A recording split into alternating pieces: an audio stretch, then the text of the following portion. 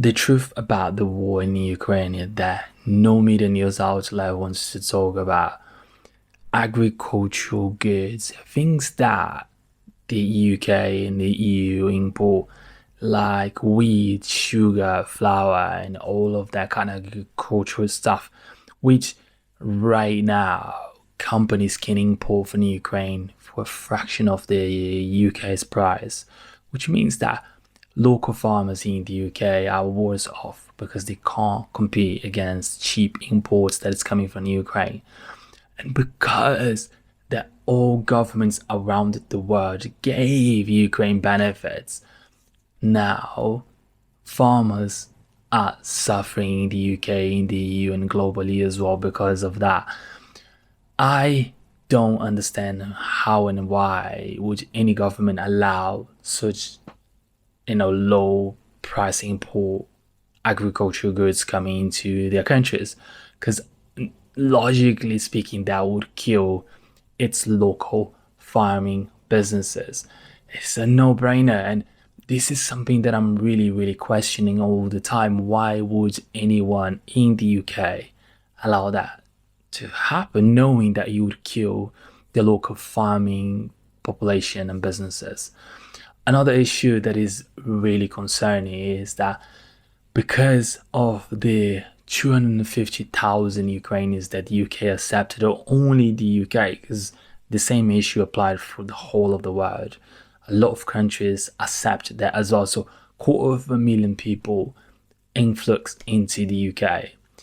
What happens to the local housing market? It means that, a huge influx, and then there would be a shortage of housing, and then so landlords would increase the rent. I mean, the issue is not really about the landlords. The issue is with the council. The local councils are getting thousands of pounds to host Ukrainians, which gives them incentives not to support British people.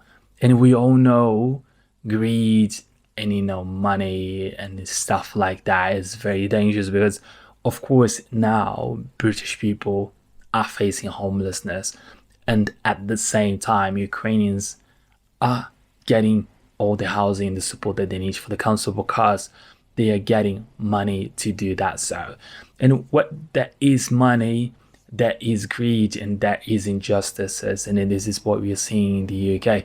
It's not only about farming and the import of agricultural goods that are killing essentially the local farming community in the UK, but it's also the homelessness crisis as well that we are facing because they are supporting Ukrainians and not British people. There's another issue is just to top up, right?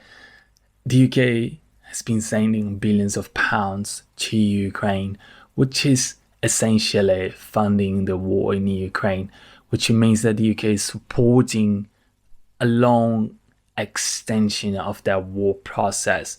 Because if there was no money, then those individuals in Ukraine would have to come up with a peaceful agreement. And as we all know, Boris Johnson went to Ukraine and convinced them, the far-right, Zionists, all these kind of people to persuade war and conflict, because this is part of this government's agenda. It's very clear because they've been sending a lot of money, of course. Yeah, of course, some of that investment will come back to the UK, but not to the population, to the 1%. So this is the situation, we have to make sure that people are aware that Ukrainian goods, especially agricultural goods, or even the influx of Ukrainians into this country, is the thing that is killing the British economy. It's nothing else. It's actually Ukrainians and the deals that they're doing with Ukraine that is sending them money. The money is coming back at the pockets of the 1%. And then also there's this influx of people that is taking up all the housing, all the support, and all the benefit, because you all know that Ukrainians are getting the same benefits as British people. And so this massive and fast influx of Ukrainians is creating a catastrophic kind of wound within the British economy. And that is the problem. So we are facing economic problem right now in the UK because of that. We've seen a massive poverty rise because of that. We've seen a lot of people that are becoming homeless because of that. We've seen the local farming community struggling because of that. And that is itself the core of the problem that we've got now, right now. And, to fix all of that, my personal policy would be, of course, Ukraine is fighting a war against Russia, but they still got half of their country that I don't really see that, they should be fleeing to other countries. I think Ukraine has the resources and the place and systems in place to host their own people. Of course, the local people that are still there will have to compromise, right? Just like how we have to compromise and, that we've been hosting them for the last couple of months. They have to do the same thing. I think now is about time that they return to their land that is safe, right? The US is funding Ukraine. A lot of countries are funding them. So they're at space that they can host their own people. It's time to send them back and then just wish them the best because, they got all the support that I don't think they should have got. And so, but they got it. So now it's time for them to return back to their home country, in that sense, Ukraine, and rebuild their lives there, because this is what is going to, Ukraine is going to stay like that, right?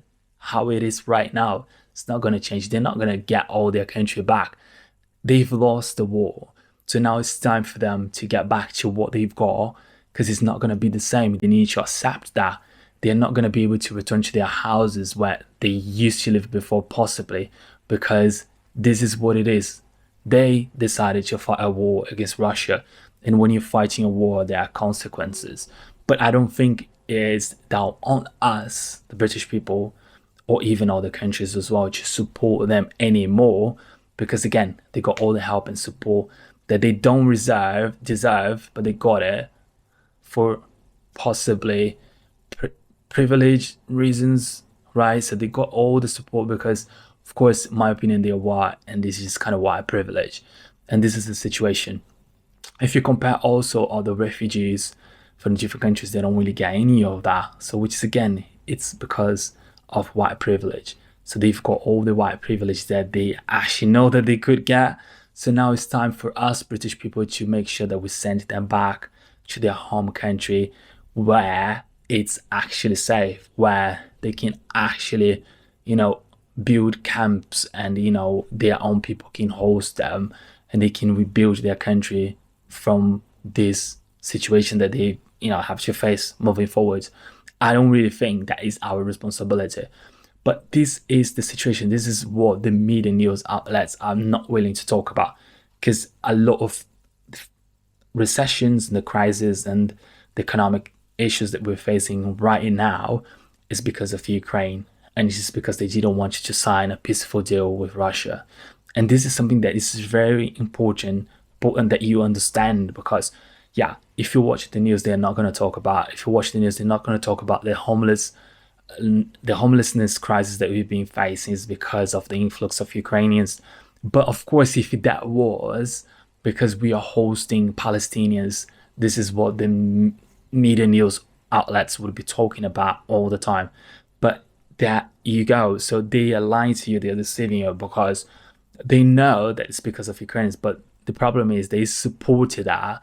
And why did they support that? Because of course the 1% is benefiting out of this war in Ukraine, and also the local councils and the senior managers and the people in power are benefiting out of that as well. Possibly a lot of people in the background that own properties are hosting Ukrainians and getting all that money from the UK's economy, essentially. You know what I mean? I think a lot more needs to be done to understand the full picture and the dynamics and what has completely damaged with the British economy. But in my personal opinion, not only here in the UK, but also in the EU and many other economies, the influx of Ukrainians and also the cheap Ukrainian imports is what is killing our economy. By the way, it's really important that you understand that I'm not anti-refugees. The opposite is true. I'm pro-refugees, but I really believe that people need to be processed equally when they're coming from different countries. If you will process a Palestinian or an Iraqi or people from Afghanistan or Congo in certain way, you also have to process Ukrainians in the same way. Equal rights, equal opportunities. It's not because one population is white that they're going to benefit more than the population who is not white. And this is my point here on this view.